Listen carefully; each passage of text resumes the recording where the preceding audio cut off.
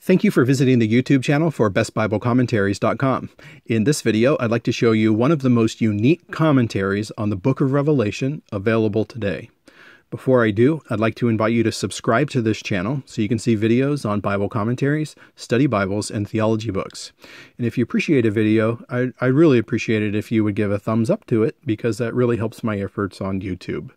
Steve Gregg is the author of Revelation, 4 Views, a Parallel Commentary. This book is 606 pages in length. This is the revised edition that came out in 2013. It was originally published in 1997, and this was the cover design, so that might jog the memory of some who aren't familiar with it. The 2013 edition, I believe, is just available in the paperback, which is nice because it makes it a little bit more affordable. Steve Gregg, I actually don't know a lot about Steve Gregg other than what I read on the back of the book here. He used to teach Bible at the Great Commission School in McMinnville, Oregon, which I think maybe was there in the 1990s, reading between the lines here. But he has a website called thenarrowpath.com, so if you'd like more information about Steve Gregg, check out thenarrowpath.com. The reason why this commentary is unique is because it presents 4 different perspectives on the book of Revelation in parallel columns. So the best way to describe it further is just to give you an example. While I'm turning to a passage, if you have used this commentary before, let me know what you thought in the comment section below. Okay. Description of the army is the title of this passage in Revelation chapter 9. So what we have here is 4 different labels. And this is 4 different approaches to reading the book of Revelation and to reading this particular passage in Revelation. So first we have the historicist perspective, then we have the preterist perspective, then we have the futurist perspective, and then we have the idealist perspective. So how you are reading this, say you wanted to read the futurist perspective, you would not start on the left side of the page. You would start on the right-hand side of the page, left side column, and read the futurist perspective down that column. And then continuing to read it, you would turn to the same column. So the right-hand side page and the left side column, and continue reading down.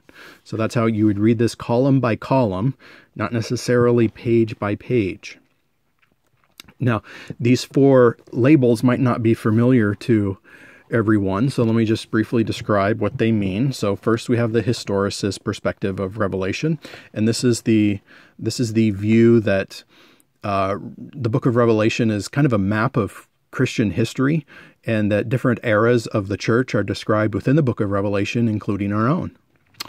Next is the preterist perspective, and this viewpoint on Revelation sees the prophecies being fulfilled very soon after they were written down. So depending on the particular preterist and depending on the particular passage, most would say that the events were fulfilled in the 1st or 2nd century AD, and they do not have future fulfillment after that.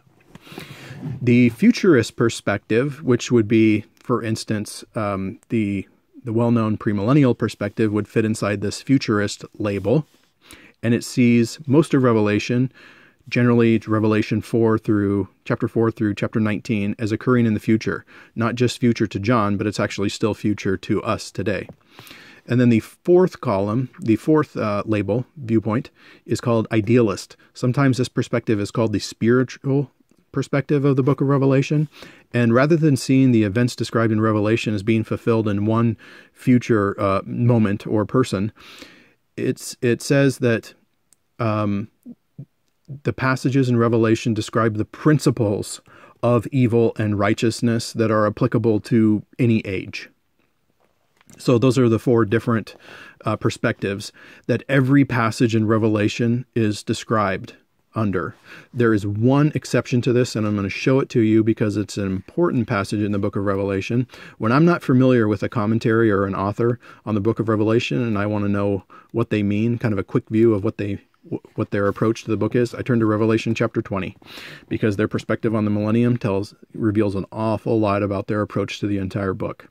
So rather than those 4 labels, the labels or viewpoints that are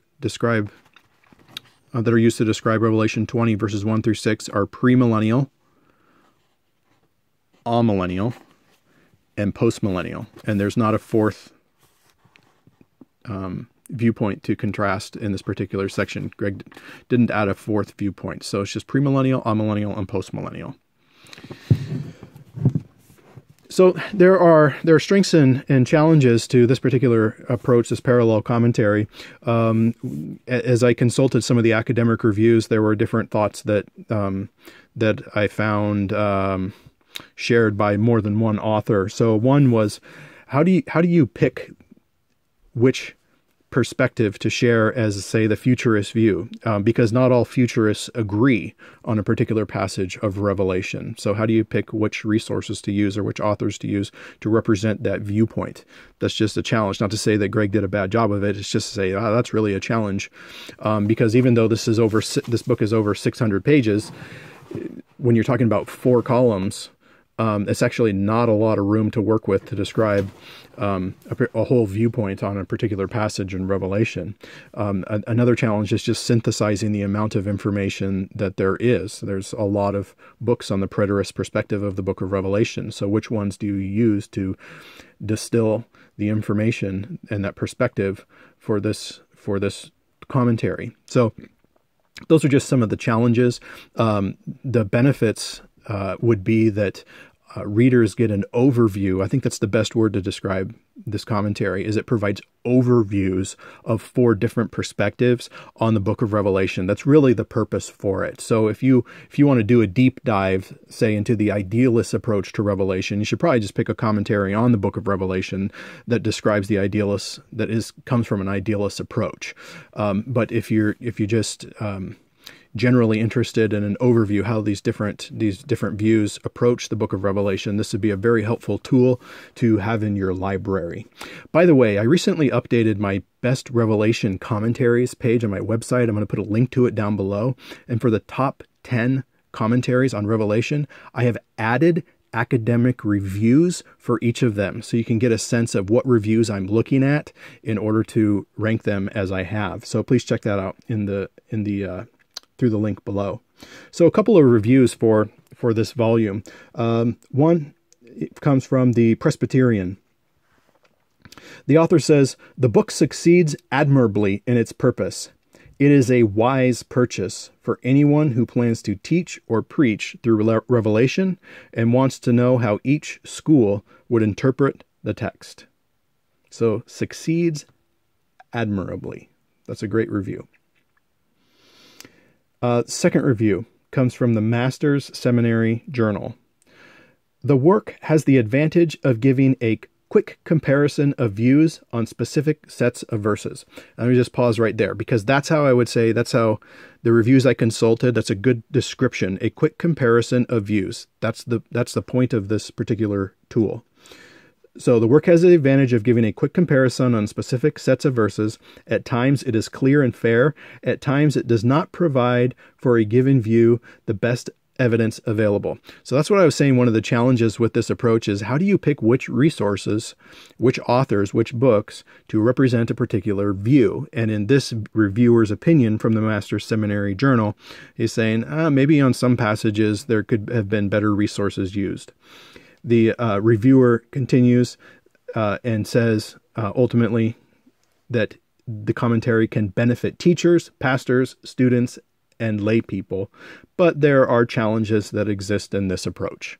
So that's a good, that kind of leads me to how I would advise people with regard to this commentary and this approach. Not that Greg did a bad job. It's just kind of maybe one of the inherent weaknesses of the parallel approach. Is it perfect?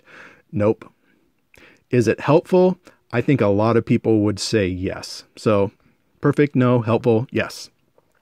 So I hope this video has been helpful to you in understanding more about this commentary. Please see the information and the links I put in the description box below, and feel free to comment on your perspective on this particular commentary. Thanks for visiting bestbiblecommentaries.com.